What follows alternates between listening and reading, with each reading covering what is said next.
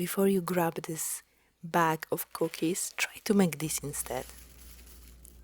I'm gonna need 2 3/4 cups of old-fashioned oats. I'm gonna grind them in a food processor. They don't need to be as fine as the ones that I use for muffins.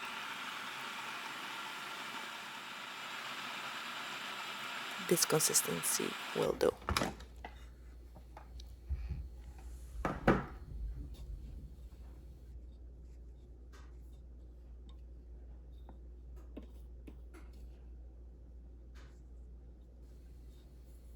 And to sweeten them, I'm gonna mix skinny syrup and a breakfast syrup together, 2 tablespoons each. That means I'm gonna have 2 ounces. And half a cup of water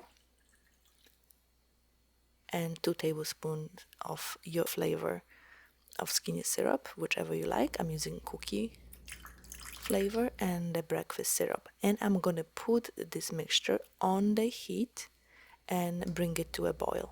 In the meantime, I'm gonna mix the oats with a teaspoon of vanilla extract and a tablespoon and a half of melted butter. You can adjust the butter, you can add a little bit more if you like more buttery and even crunchier cookies. And I'm gonna add that syrupy water that just boiled into the oats. And that's it. Just few ingredients, very, very simple.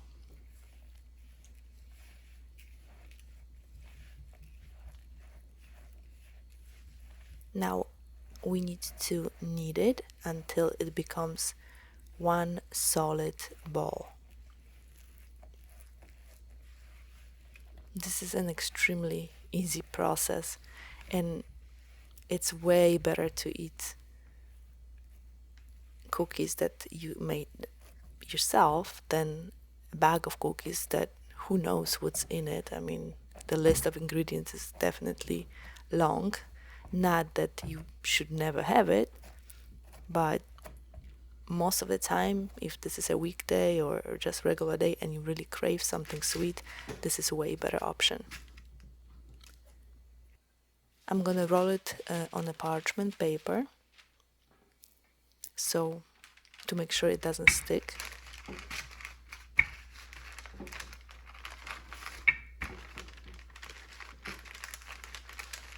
And at this point it's not really that sticky, so I'm gonna just roll it out.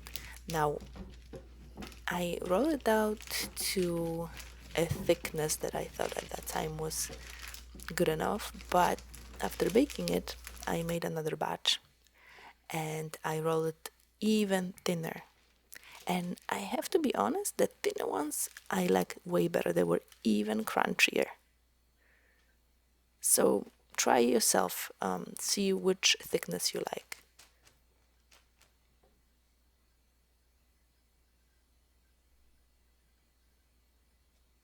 I always use a wine glass to cut it out. If you have other tools, go ahead and make different shapes. So I'm going to line them up on a parchment paper and they're ready to bake. And if you like them thinner, as you can see, they look thin, but they definitely can be half as thin and you get more cookies, less calories per cookie, definitely a better crunch and taste. Bake them at 350 degrees Fahrenheit for about 25 minutes or until they brown slightly. Everything depends on the temperature of your oven. So out of it, if you have this type of thickness, you should get about 24 cookies, and there is 50 calories per cookie. It's not extremely low calorie because obviously it's only oats and butter, but way better option than store-bought cookies. And look at the texture. There is a nice crunchiness to it. Let's just try it a little bit. Yeah, they are actually very good, but we can make them even better and add a tiny small layer of chocolate. This is only melted chocolate, there's nothing else in it. I just put it in the microwave for a few minutes.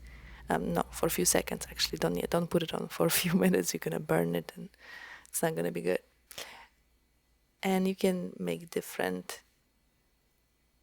design here. You can put the chocolate on top, like I'm putting it here, or you can just put half of it. It's up to you how you want it. If you want to make sure how many calories that you added with that chocolate, just measure the whole chocolate, see how much you took out, and that's how you're gonna know how much you use per cookie. And after you're done with smearing them with chocolates, put them in the fridge for about 30 minutes or an hour, and here you go. Perfect substitution for a cookie, oat cookie. I'll see you on the next one.